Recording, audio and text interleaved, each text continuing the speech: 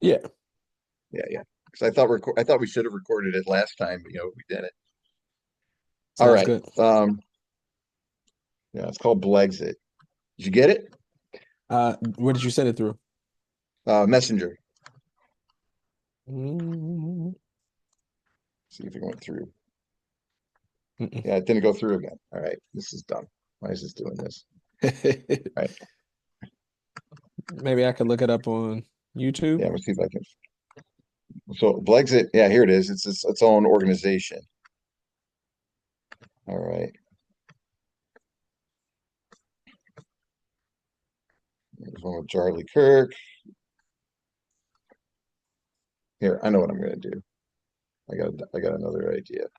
Friends, let's see here. Um, yeah, I'm gonna just do it with my friends. I'm gonna tag you in it. I think I can do that, right? I can send it directly to you. Hmm. How do you spell Blexit? Blexit. Blexit. All right, I just posted it. We'll use it that way. That we can delete it later since it's not letting me. Here it is. All right. All right, ready? Yeah, you about to show it? Yeah, I'm gonna share the screen so everyone else can see it. Okay. All right.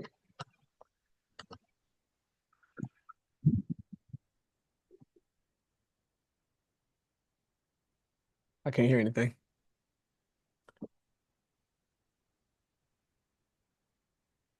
I can't hear anything. You can't hear it? No. You gotta share when you share the screen, you also gotta share your sound. Oh, what? Oh, come Yeah. on. Share the screen. Uh, uh,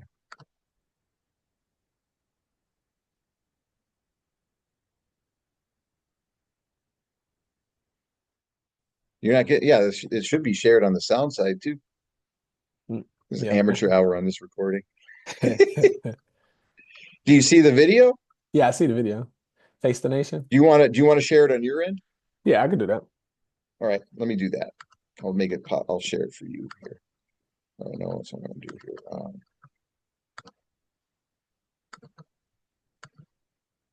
right, you should be able to share it now. All right. First, I gotta find it.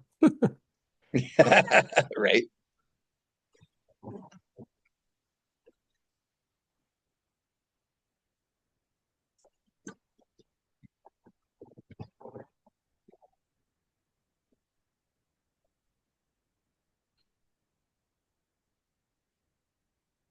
So you shared it with me?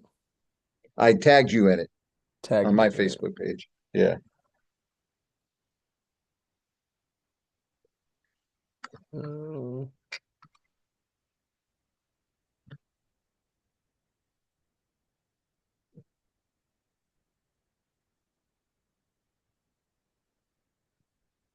Vince Ellison. Let me see. I'm gonna try to find it on a different way here. Exit.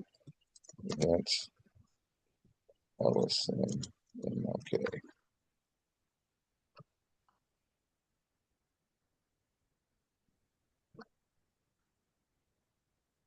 Here it is. I found another one on YouTube. It's just a little longer, but we can watch part of it. yeah, no, You hear okay, it? I just found it. Hold You on. found the one I gave you? Yeah, let me. Okay, you go for it. All right. Pause for a second. No.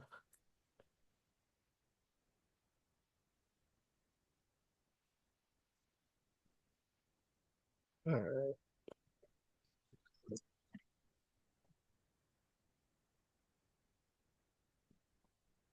I think this is fun because it's a pastoral perspective too. There it Gotcha. goes. From had to be rotten. Why have you taken the stance you've taken on MLK? If the fruit is rotten, then the tree that it came from had to be rotten. And the tree was the civil rights movement. Taylor Branch said that in 1956, the communists in Russia said that they wanted their people in the civil rights movement to turn the black community into a direct replica of the Soviet bloc.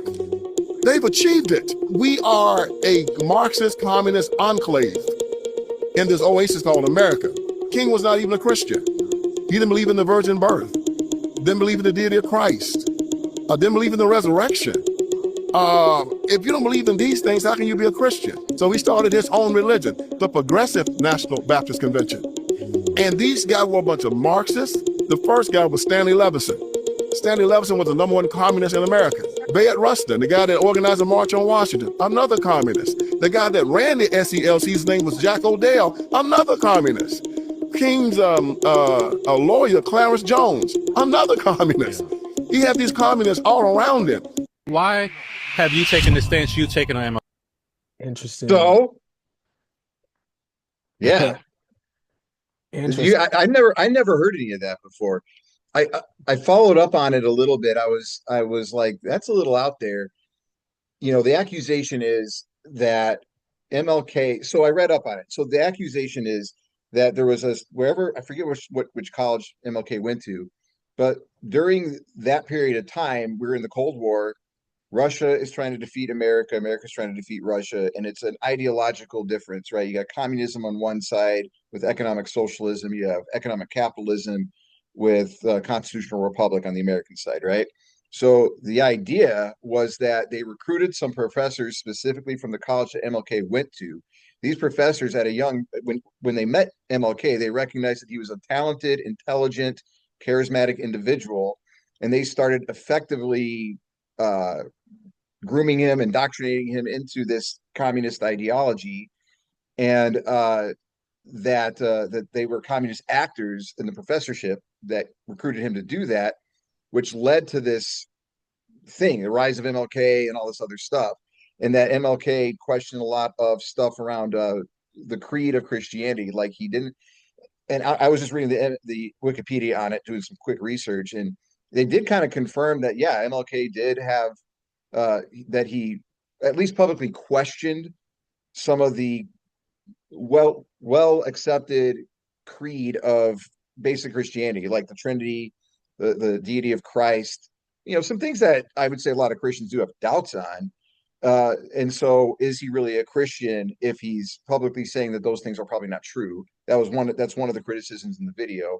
And then the second part of it was that, and this is an interesting take, because the Civil Rights Act, one of the things that Charlie Kirk, after his assassination, that you heard a lot of the criticisms on, was that he did say this, that he didn't really think that MLK or the Civil Rights Act was good.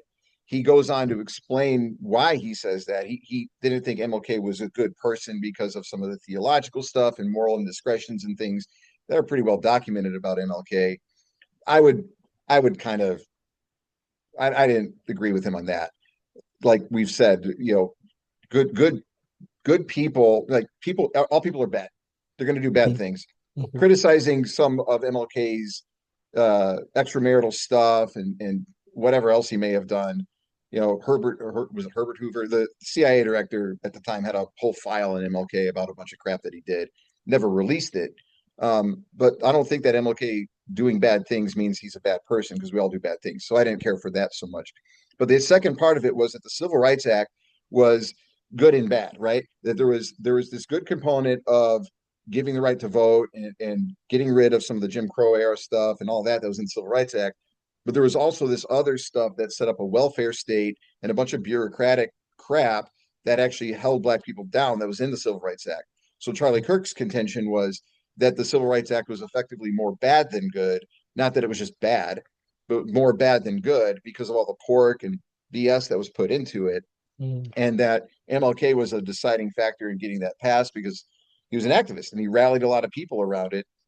But his personal ideology and what he was going for was something more socialist in nature, in line with communist ideals, because of his own recruitment and stuff that happened to him in college.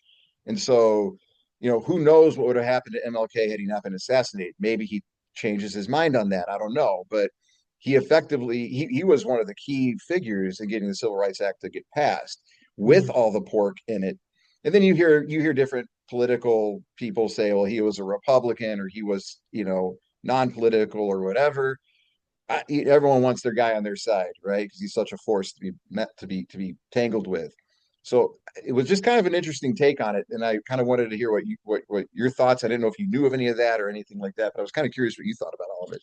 Yeah, I hadn't heard anything about that. And so I wouldn't say I have the most um, well thought out opinion, but in hearing it, one of the concerns I have in general in our sound bite culture is that we Right. take things out of context.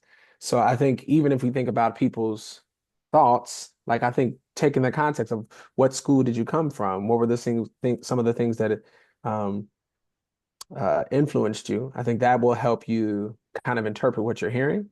But I struggle to feel like people in good faith like interpret these things. Like everything that comes around with the political sphere seems as if people are the same way when we used to do research papers, how you can take multiple uh, uh, articles and then whatever was said in the article, you use it for your own means, even if Yeah, that's yeah. not the conclusion that the article You came take to. it, you're taking 3 lines in a large research paper to support your initial thesis in order to prove a point. Yeah. Right. But if that Or was not the maybe major point, you change the font to make it a little bit bigger to fill up the 10-page requirement.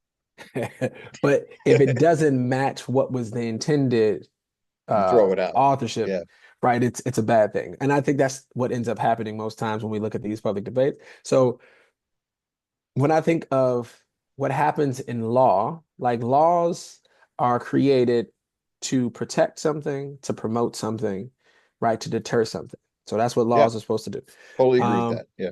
and what ends up happening So though, like, just, I want to explain that a little bit because I think like if someone watches this video, I think they need to understand what we're saying here.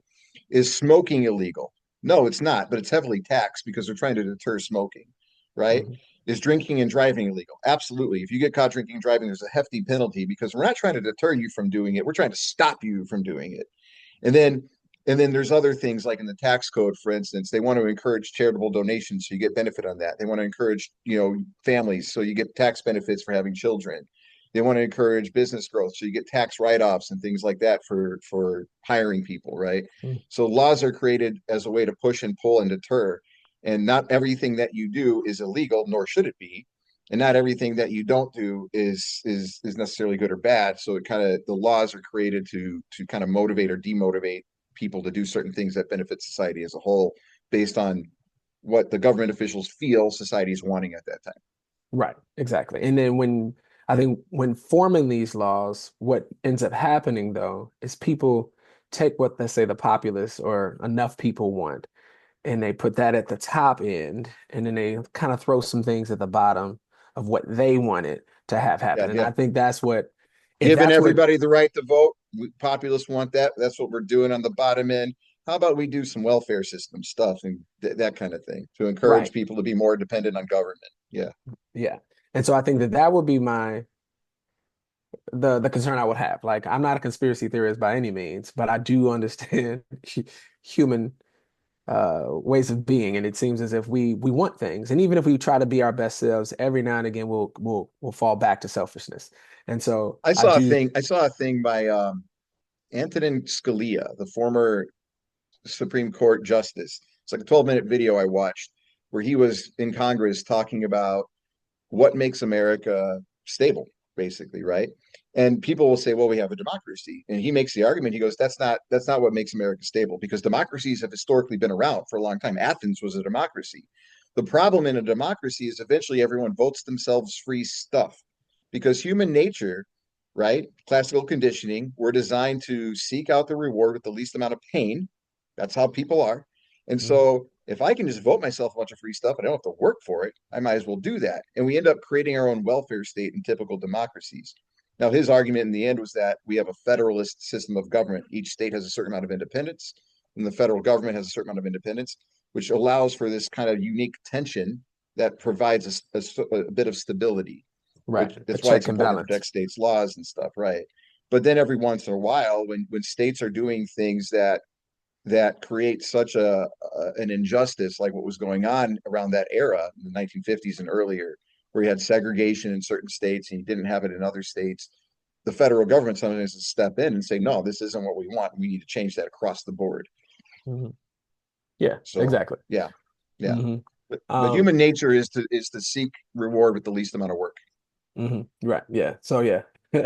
Right. So pleasure seeking, pain avoidance, and conservation of energy. That's the way I would describe it. Yeah, Yeah, 100%. Yeah. yeah. So I mean, and so what we need to be able to do is like challenge our own biases, our own tendencies towards those things, right? And just realize like I think everyone needs to be skeptical, not just of the other person, but of themselves. And I think that So that's how the did you challenge. feel when you watched that? I'm curious how you felt when you watched that video just now. I mean, I was surprised. Yeah. And I was surprised enough that I wanted to look into it more, because sometimes Hmm. you watch a video and you're like, this guy is just whatever. So I wanted to like read something a little bit more, and I did a little bit of investigation, not Hmm. as much as I could, but just enough to kind of go, okay, some of what he's saying is legit. Hmm. What was your sort of, how did you feel when you watched that just now? I was concerned because I think because of our soundbite culture, no one will do that extra work to understand the context of what was being said and why it was being said. They will use what one person speaks of with such To passion support and their own vigor echo to chamber. support it, Yeah. echo chamber, and then they never actually go and look at the research of that. So that my concern was like, oh, that sounds troubling. Did it pique your curiosity? Like, do you plan on maybe looking into this a little bit more yourself Uh, when I you don't know have if it time? did. I don't, yeah, if I had time. I think it made me concerned in the sense that to have two black people speak about, Martin Luther King Jr. in a way that seems as if we're trying to dismiss all of who he was, um, Totally agree with then that. then that can undercut a lot of things that went well because of his input and his accomplishments. So I think that that was my concern. It's like, okay, what? It's funny. It's funny you brought it up like that, because I've been thinking a lot about there's I have this weird idea of the New Babylon in the Bible, right? The New Babylon in the Book of Revelation is basically a country or state that has some ruling stake over Israel, like Babylon did. And then when New Babylon falls, it's like part of the end of the world, end time stuff. Now, I've studied the Book of Revelations. It's a very, you can interpret it very literally, or you can interpret it very figuratively. I tend to lean more towards that it's much more of talking about patterns in history than it is talking about some specific events. I mean, the Bible even says it's not the kind of thing that you'll know the time and place of. So basically says don't even try, right? So I'm Mhm. not saying that, but I find it interesting because in a lot of ways the US is a bit of the new Babylon, right? And Mhm. it makes you wonder, then who's the Nebuchadnezzar of Babylon? Right? And our President Trump, claims to be a Christian. Clearly, his theology isn't totally in line with most. He's a Christian, I would say, maybe somewhat culturally, and he's not a good person. I don't think. I think I don't think he's a. I don't know if I'd call him any more evil than anybody else, but he's definitely has a lot of sexual impropriety, maybe some financial crap he's pulled. He's a billionaire. Um, does that take away the fact that he brought an end to a war in the Middle East? Because he did bad things. Like Mhm. he did a good thing too. So in a Yeah. way, like the Nebuchadnezzar analogy, I think, is somewhat universal to anybody in any sort of a leadership role, where Mhm. Nebuchadnezzar was not a follower of God, but he respected the followers of God, the Mhm. Israelites at the time, and Mhm. did things that benefited them. That it was God ordained too. A lot of Mhm. it. Mhm. God used a somewhat wicked man to accomplish God's agenda for the world. Mhm. So, regardless of how wicked the individual is, I think their accomplishments do matter. And what Yeah. you're saying is you have someone trying to undercut the accomplishments by identifying the wickedness of an individual, and in this case, Martin Luther King Jr. But people do that same thing with Trump. They did it with Obama. They do it with everybody who accomplishes Right. anything. Right. Yeah, that kind of all or nothing, black and white, take it or leave it stuff, right? There would be nothing left to champion, to praise in anybody's life if we put up their accomplishment next to what they did wrong. Like I don't know if Right, anybody right. would Against their stand the test of evilness or time. wickedness. Yeah, yeah. Exactly. So I think the challenge is like, can we take the accomplishments, the ideas, the things that people have done well and see it for what it is, rather than just trying to undercut it because of like the personality behind it or because of the person behind it, right? Something can have value if the Yeah. logic is sound, if the evidence is sound, right? Even if the person who communicated it was not the best or even walked in line with it all the time, right? So sometimes Right, you can have right. an idea a bit of hypocrisy you to speak there. Yeah. past yourself. I think anybody that does something good speaks past themselves. Like Oh any yeah. preacher or teacher, you're going to say something better in words than you're going to live out in your lifestyle. And so Right. doesn't mean that you do away with it. It means that we take the idea for what it was, and challenge people to live according with the thing that they're preaching or teaching or talking about, but not to just do away with it, because then it just allows people to and to support their own cause and support their own stuff. I think Yeah. I It get creates further division. uh, yeah, well, I think it just allows people to stay where they're at. So Yeah. maybe further division in the fact that people are more instantiated in their space, right? Like I can Yeah. stick the flagpole They in the won't ground, change. Yeah. They won't right? change Because I anything. can dismiss anything that you did. Now I don't have to challenge myself with what was right in what you just said. Yeah. So Conservation of energy. exactly, yeah, I don't have to exactly, do the mental work of learning about the facts of this or challenging my belief system in any way, even though there's new information that might change a little bit of what I believe. I can just stay where I'm at. exactly, exactly. I got in trouble at this church I worked at years ago, like 20 years ago. And we were reading this book called Simple Church. And one of the chapters in the book talked about being open-minded to culture. At the time, Borat was out, right? And Mhm. Borat's a really funny movie, but it's really out there, right? There's a bunch of Yeah, crazy stuff it's in over it. the top and Yeah, over offensive the to top. most people. Yeah, and it's not. I wouldn't call it a Christian movie by any stretch. And we were talking about this specific chapter, how when there's music and movies or things in culture that are popular that might not line up with what you would consider the Christian ideal, you should still kind of expose yourself to it so you know what it is. It's important to know where other people are at with their beliefs, Mhm. in order to help them through it as a Christian leader in church and the ministry, right? Mhm. If you're a professional pastor. So I went and I watched Borat, and then I talked about it at the meeting. I said, "Yeah, I get it. I watched Borat," and they're like, "What was it like?" And I go, "It was funny, but there was some bad stuff in it." Blah blah blah. Then I got an email from the pastor just blasting me for having watched it. Right, totally undercutting. I was so confused by that. Like, we just talked about this in the book we're reading, and I did something wrong according to you, right? I ended up getting Mhm. fired from that church for who knows why. I never found out why, but probably a good thing in the end. But it just kind of goes to show you how people will say one thing and do another, even in the most religious of ways, even in the Mhm. most public of ways, right? Anybody who's a public figurehead of any kind, church pastor, political figure, you could be a local mayor or trustee of a village. You live under a microscope, and people have different expectations on you that might be unrealistic for the fact that you're just a human being doing their best to get by. That's very true. That's very true. And as you were speaking, two things came to my mind. One was the uh where Paul was in the Areopagus and he was talking about the um idol to the unknown God. Like he Yes. used the culture that was there and then he tried to infiltrate it with, some Christian doctrine to help them Yeah, understand he was like trying to point out that the unknown God was Christ. He was trying to get them to see that as Christ. Yeah. So I do think that that kind of speaks to that piece that you have to have enough understanding of culture to be able to see what is, the trajectory is towards truth, and maybe you can use that to help people see like the thing that you were trying to get towards is this thing that we hold.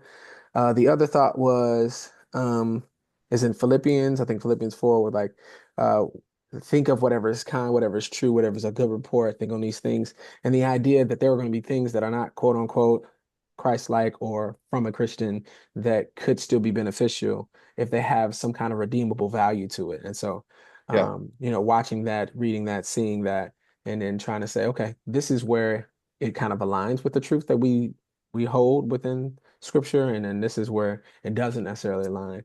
But we don't have to walk around with a placard and saying how evil someone is. We could just say, okay, this is what we agree with, this is what we don't agree with, and be able to Do- hold that tension. That's the hard part. People don't like to be in the Totally. tension. Do you Mhm. remember Carl Everett, the baseball player for the White Sox in 2005? Maybe. Keep going. Vaguely, vaguely. Hmm. He pretty good hitter. Um, definitely important to the team. But in an interview once, they asked him about dinosaurs, and he goes, "Dinosaurs don't exist." They said, "Why not?" He goes, "Because they're not in the Bible." Okay. Yeah, yeah. Did you hear about that? No, I didn't hear about that, but I think Yeah, it was funny. It was funny back then. But the thing that comes to mind with that and you were just talking about it with truth. Uh, all truth is God's truth, but not all truth is in Scripture. hmm Not all hmm truth is like there's truth revealed in scripture, but Hmm. it's not all the truth that's Hmm. revealed in the scripture. Nothing in there is not true. Everything in there is true, but Right. it doesn't cover all truth. It can't. It's a limited book written by people who had experiences with God, and God flowed through them in their writing or whatever you want to call it. But I think that that's something that people sometimes fail to see is their truth is informed by a combination of their experiences and philosophies and ideologies, and then they reject all other truth because it doesn't fit into their Bible, their worldview, maybe. And Mm. that's a really crappy way to live, I think. I think you got to be open to new truths, Hmm. and Yeah. hear different perspectives. That's why I like doing this with you, is because you and I have very different backgrounds, very different upbringings, and it's and I think we can have intellectual conversations about it, not just intellectual, we can share each other's feelings on it without it necessarily being aggressive. I'm not denying anything you've gone through, and you're not going to deny anything I've gone through. We can disagree about something and Mhm. learn from each other because of that. And I think that's something that has to happen more, to be honest. You know? Agreed. Agreed. I do think that it takes that time, and it takes a lot of effort to sit still long enough to hear someone else's perspective, to swallow your own perceptions, as Mhm. they speak, and your own judgments about what they're just saying, to then understand exactly what they were trying to express, and then kind of allow that to meet your own perspective and then broaden it. So in my mind, there's a few things of like the dialectics, or the idea of dialectical behavior therapy, that dialectics are two things that seem to be opposing but have held in Yeah. tension, that both can be true. The other thought I was thinking, That's why it's really effective with borderline, because someone in borderline personality disorder has a "I hate you, don't leave me" kind of mentality, Mhm. and they can't hold those two things to be true at the same time. That if this person loves me, then they would meet all my expectations all the time, and that when Mhm. that person doesn't meet the expectations, they fully reject the relationship and then come to regret it later. That's what Right. borderline is. And so the dialectical behavior therapy helps them to kind of merge those two differences. Right. And to hold them next to each other, right? I Yes, think the other thoughts were like the metaphor of a tension bridge, right? So, like say the Golden Gate Bridge, that yes, these yes, things are pulling against each other. And if any one of these wires are snipped, it falls apart. Like I think that yeah, that's the way a lot of intelligent structures should be. Like you have to hold this totally just as agree. strong as you hold that. And you got to be able to hold multiple things together in order for it to work well. I think the other metaphor is like of glasses. So when you go get glasses, and they have these multiple lenses that they put on top of each other to change the axis and the diameter and Yeah, all these different things. Each one of those lenses have to stay so that you can see straight and so you can see far enough. And I think that that's the same thing. Like when you're interacting with someone else and they bring another perspective, it's like adding to the lens that you hold so you can see further in the field of vision. And I think people don't they find that uncomfortable. Like people want to yeah, foreclose on a new idea or something else because it makes them feel uncomfortable, or it's some kind of identity hit, ego hit, that if I have to yeah, take into account your perspective as well, then maybe I'm not as cool or as powerful or as amazing as I thought I was. Maybe you are. 100%. And now, oh, I got to let go of some of this emotional power to give to you to then understand the world. And I think it just is really hard and heavy for most people. And I think it feels I think one of the things that I get really mad at when I think of social media, it's an outrage machine. Like everything is about getting the biggest emotional response from you, so that keeps you within your echo chamber, speaking as loud as you can, so that you can't hear any other perspective. Yes, And so I think that when I watch that video, again, the clip, it's a small clip, so we would have to see the whole thing in context to know what was the intention of the person speaking. But like the way it's said makes you have a big response to it. And like either you hmm, agree wholeheartedly or disagree wholeheartedly. And now we're angry at the people who see it differently. So my typical response to most things that seem hard for me to take in is to like wait. Like I watched it. have you noticed this about social media lately too?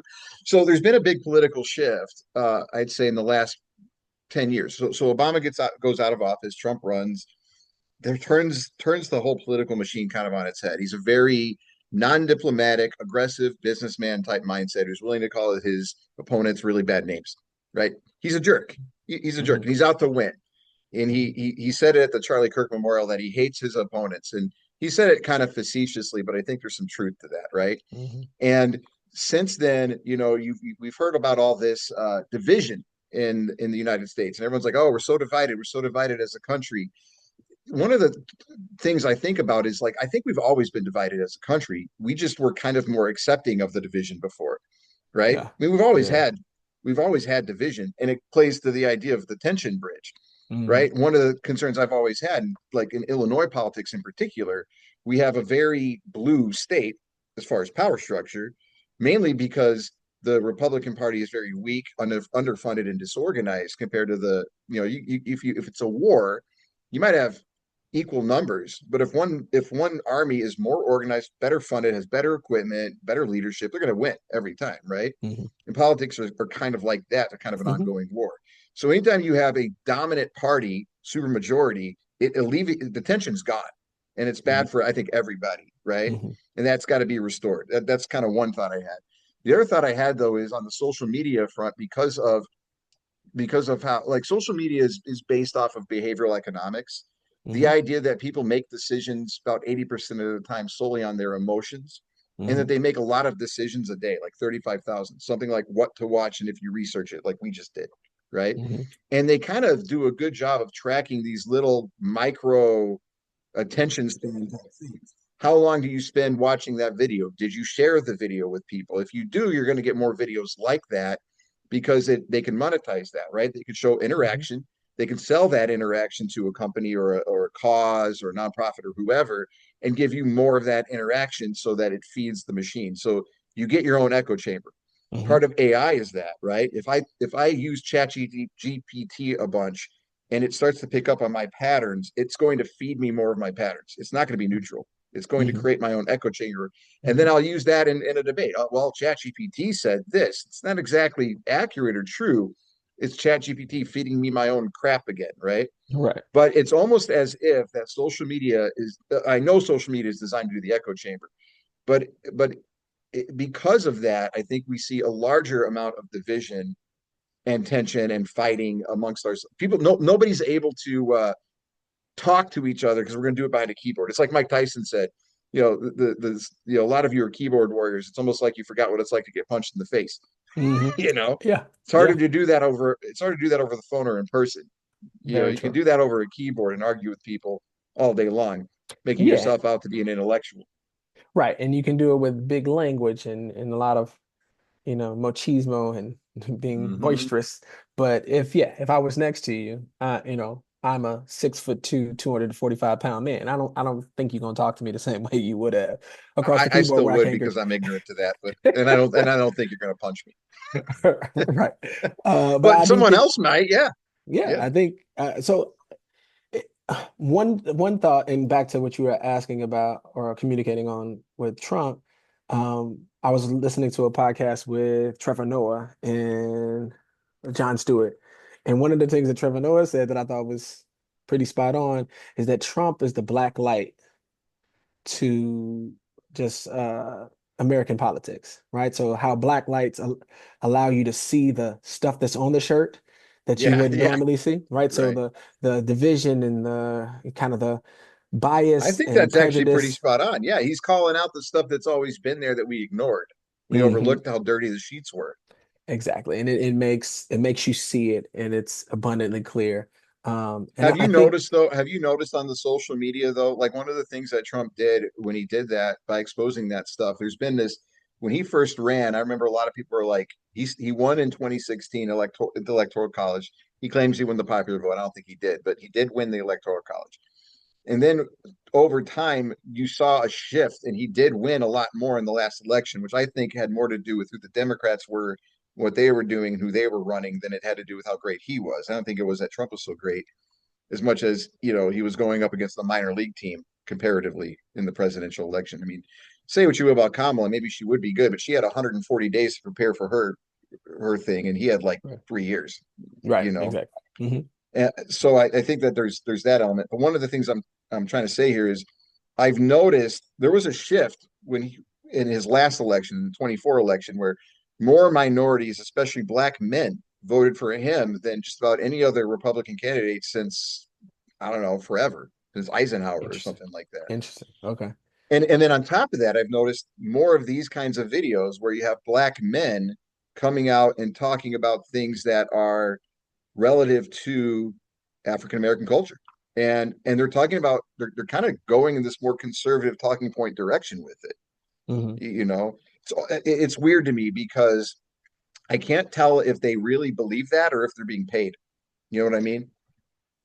Yeah, that's often a big concern for me. Or are they being diluted? Is what I'm also Yes. concerned with, right? So Yes. it's one thing to truly, through objective reason, that you came to this point, and it's another thing that if the only thing that you've been educated yourself with is through social media or some other kind of biased platform, like you maybe you brainwashed towards that thing. Yeah, you're going to be. It's gonna speak to your echo chamber. Yeah. But I've just noticed how there's been a rise of influencers based on demographics on the conservative side of the aisle. Hmm. You know, black conservatives, young female conservatives, that kind of a thing on the influencer side. And it's Hmm. you know, I don't know, it makes me question it. It really does. Because Yeah. not that black people can't vote conservative, Hmm. but like why is it like there's a lot more of it than I've seen Yeah. before? I mean, I wonder if it's Like, is also, there a market there? Like, what's going on? I, yeah, anything that can be monetized, pushes Will be people towards the monetized. fringes in order to get cornered, get a corner of that, right? Get a piece of that. So I have to exaggerate my viewpoint because it's going to give me more clicks. Even Yeah, if I yeah. don't 100% agree with how I just stated it, I'm gonna say it in such a, uh, you know, Shocking very manner in order extreme, to get yeah, clicks. Yeah. exactly, Well, that, extreme that was way. one of the I was having a conversation with someone about Charlie Kirk, someone on the other side of the political aisle than I am. I'm a little bit more conservative. I didn't watch a lot of Charlie Kirk videos, and I kind of viewed his assassination more of a religious thing, honestly, than more of a political thing. Because Mhm. he said things that a lot of conservative evangelical fundamentalist Christians say, and that's effectively why he was, politically he was like totally open with like gay people coming in and gay people getting married. Religiously, he thought, it should be between man and woman, right? Like very dichotomous in that way. But he would say things like, if I walk on an airplane and there's a black pilot, I'm going to question it. Now he would explain his reasoning, right? And it Mhm. wasn't Mhm. his reasoning was like, oh yeah, that makes sense. But that comment is sounds a little racist. I mean, Right. it does. It's clickbaitish. It's It's clickbaitish. clickbait, right? Yeah. I, yeah, I still, I His still, reasoning was DEI, right? His reasoning was saying he's yeah, questioning it whether or not this person really earned it, or is American Airlines just trying to fill a racial quota, right? That's what he's kind of trying to say, which I understand, but he didn't have to say it that way. He said it that way because it's clickbait. Yeah. exactly. And I think if people were more um wise about the way they set up a statement and the way they say it so that it can't be misused and used as clickbait and like But then they won't get weaponized. monetized because they didn't say something shocking enough. And that frustrates me. So to me, Mm-hmm. I then get upset with, tech companies that kind of push towards these negative parts of our personhood, right? If I again back to what we were talking about with laws, like you're kind of promoting this bad way of thinking and this bad way of acting because you're putting money towards it, rather Yeah. than challenging people to be as subjective as they can be, um, which will force people to like kind of lean towards a more logical approach and have a better, well stated statement. I think I get frustrated the fact that, social media, for all its benefits, the negative stuff is people can put a camera in front of themselves and whatever half-baked idea they got, they can put, in front of a lot of people, and it can be amplified across the airways, even if though it's not. Yeah, Andrew Tate comes to mind with that. He says a lot of crazy stuff and then will back it down and explain it. And then you think, oh, he's a smart guy. It's like, I don't know about that. I think he's baiting you. Yeah, into like coming in, watching, and then yeah. Yeah, one of the other things is I was reading a lot about I forget what I was reading a lot about something in psychology, but one of the things it was talking about was like in a marriage, right? And you could probably apply this to just about any relationship. You're 5 times more likely to find something in a partner you don't like than something you do like. Hmm. And the reasoning behind that is because as a survival instinct, people are Negative anxious. bias. Yeah, a Yeah. negativity bias. So yes, we're much more motivated by the negative than the positive. When things are Hmm. good, we don't do as much. We kind of Hmm. just keep it there. Something threatens that, we're gonna act, right? So you'll see that play out in relationships, but I think you also see it play out in social media and politics. A politician can't go up there. If you and I are running for opposing offices and opposing parties, I can't go up there and be like, yeah, he's a smart guy. He went to Northwestern. He's very thoughtful and he's going to do the right thing for everybody because I'm making you look good. I got to go up there and claim that you're a jerk and maybe you beat your wife and you're a pedophile or something. I got to like make stuff up about you almost to paint you as this bad person who's a threat and if you shouldn't vote for him because if you do, bad things will happen. When in reality, I'm just trying to win. But people Mhm. are much more motivated by the negative, and I think that kind of rocks the ship a lot because so much out there is intended to be negative and scare you away. Trump's a dictator.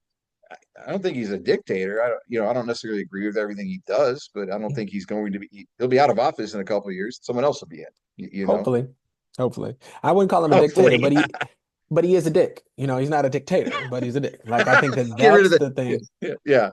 That's the 100%. Yeah. I often have because my father considers himself Republican and conservative, and Your you dad know, does? yes. Really? I think one of the things that's hard for me, like I can't say that I'm educated enough to understand all the different policies.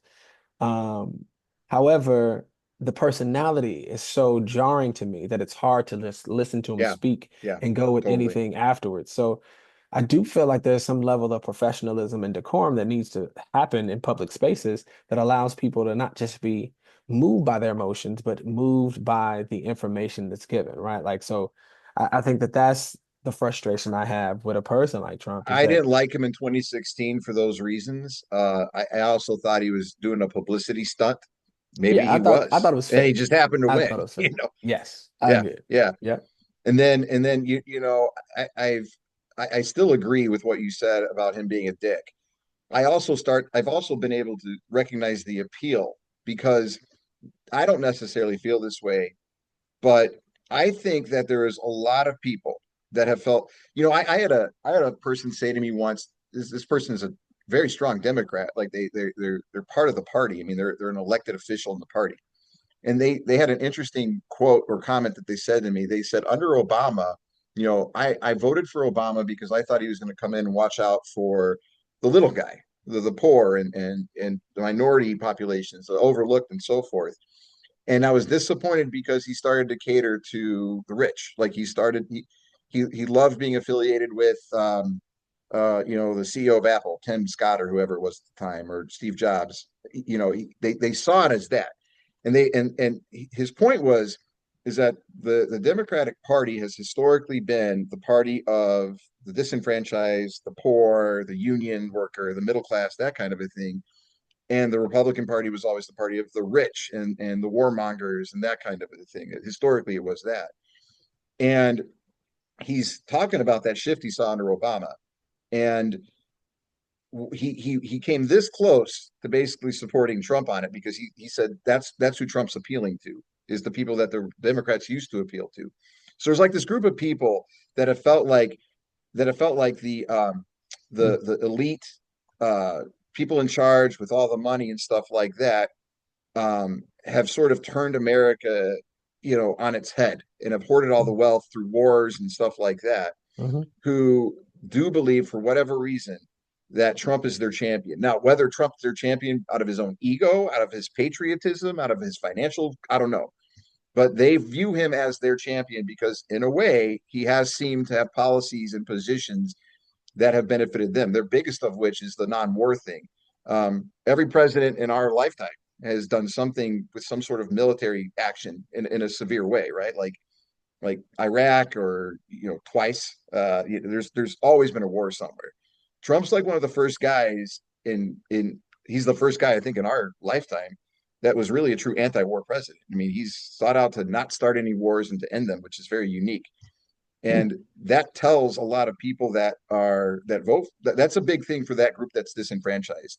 So, so I think that's interesting because that's not the way I would say I experience it. Like, so I don't see him as like anti-war. I feel like he uses such, you know, was it inflammatory? Is that the word I want to use? Like, uh, ec- Tough, like, tough like language. Yeah, he uses language that make everybody want to be angry. Like, and I think that that's so even if quote unquote there's no wars happening that America's saying we're a part of, it's not the same thing as you haven't said words that are so intense that it can cause the wars. I think that that's what my concern is. It's like, what he said Yeah. about like the tariffs. I'm a put tariffs on China for like 155%, something like that.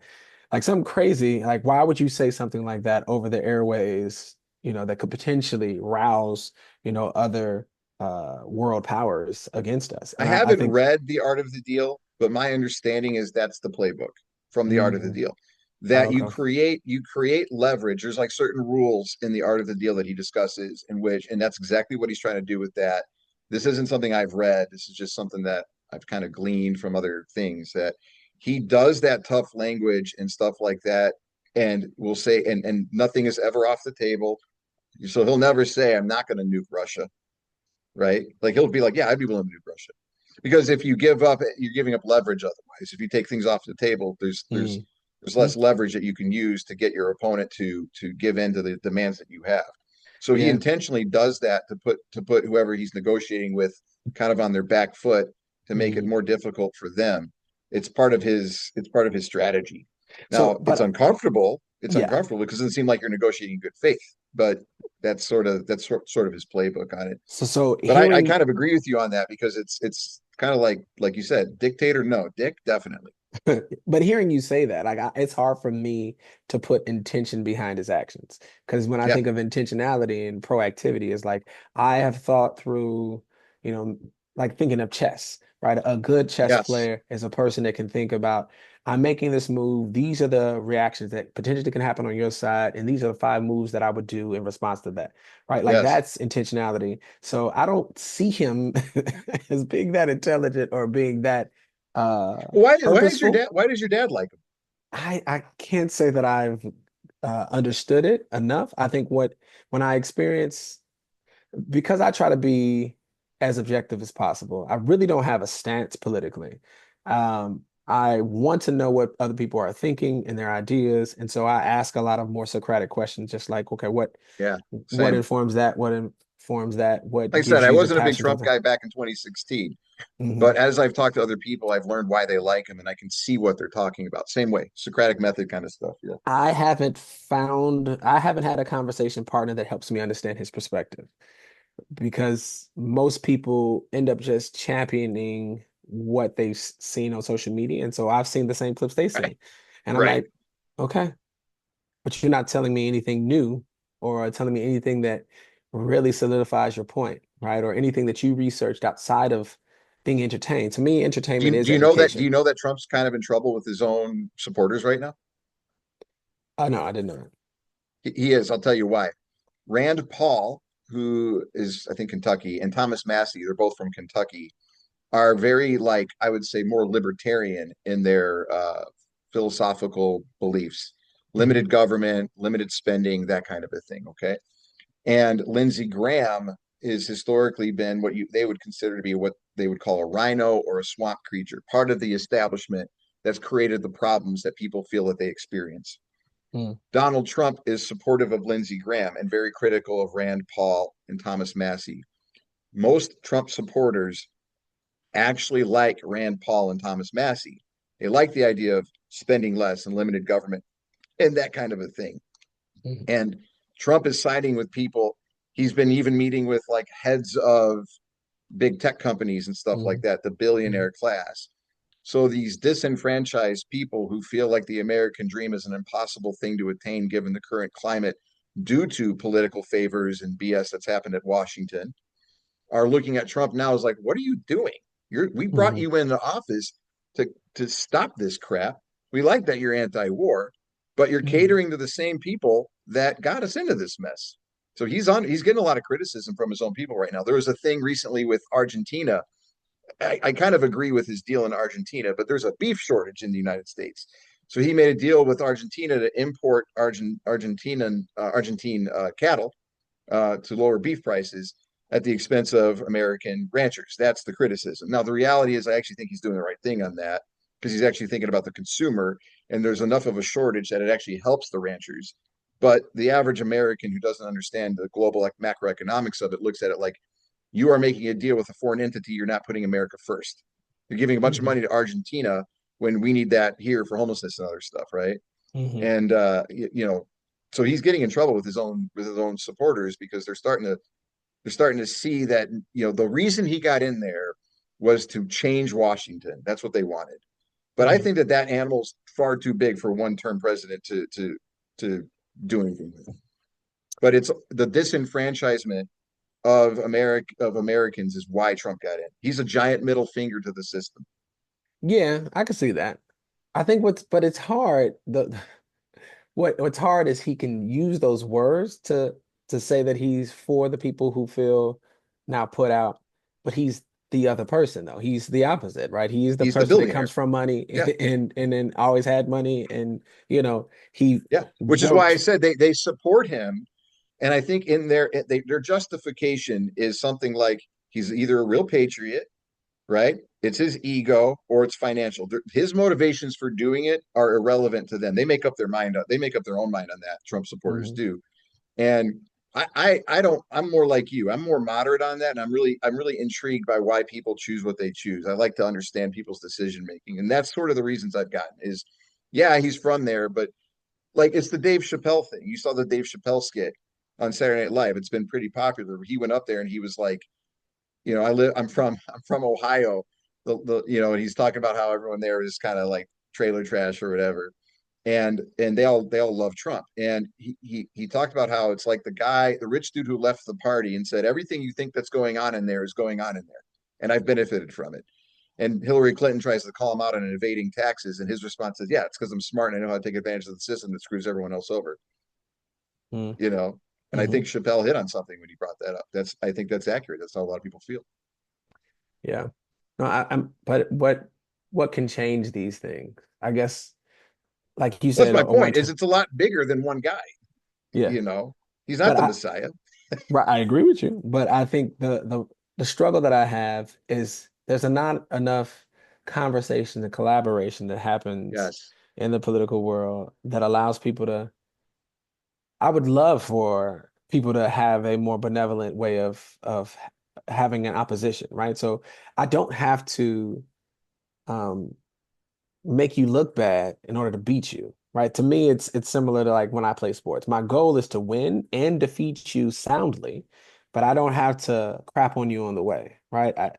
Except in politics, you do, because Oh, people won't vote if I tell everyone you're a great guy who's done good work. but that's an They assumption. won't they won't vote against you. But That that's is an the assumption. exception. That's the No, no, assumption. you're saying the assumption is that's how politics works? That's the assumption that that's what I have to do. Therefore, that's what we are Right. doing. Therefore, that's why Yes. politics works that way. I'm saying it doesn't have to be if we were willing to, in good faith, communicate appropriately. Like, Let's use a football example. It's 4th and 1, mhm, and you're going to try to run a play to make it look like you're going for it, but your real intention is to draw them off sides. Is that a mhm. shady move or not? It's not. It'd be a shady move if I did something that was outside the bounds of the The rules. rules of the If game. it was within the rules, if I scream, yell, fake like Yeah. Yeah. what Mahomes did the other day, fake like this is not gonna work, and then go and like it's I think it's all fair game as long as you're within the rules. I think what ends up But happening if that's the thing with politics. It's sort but of if like you're a war. lying, that's not in rules. You know what I'm saying? Yeah. Like you're Yeah. outright saying something about another person that isn't true, then we can't, that's not working. You know what I mean? Like if we are willing to, That's why I'm a bad politician. I don't like doing that. yeah. But that's currently how it is. And I think it's kind of always been that way. I don't know if it ever changes. Politics is gross. It's always been gross, Hmm. Hmm. you It's the know? dirty. I watched maybe it was from Big Think. They were talking about what makes politics hard, and one of it is like the dirty hand Yes, syndrome, which is like you have to end up making decisions that make everybody look bad. You know, you do. and You I do. yeah, and I that's scary. That's frustrating, and My that's great uncomfortable. grandfather told my dad that politics is bad for business. He was a successful businessman at Skokie, son of an immigrant from Germany, and became the mayor of Skokie for a long time. Was like really influential guy, did a lot of great things, but even as a politician, a successful businessman, told my dad, don't get involved in politics. It's bad for business because it is. You're going to do something that's going to piss off half the people. It's always bad for business. You know, you got to be comfortable not being liked to do anything, even school board, right? Anything. School board's a volunteer position.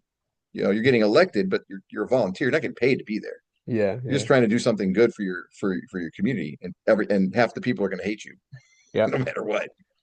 So yeah, and yes, and so maybe that's you can upsetting. run someday and do it the right way, so it doesn't have to be that way. I can't do that. I don't have that type of energy or time. Like, Yeah, me neither.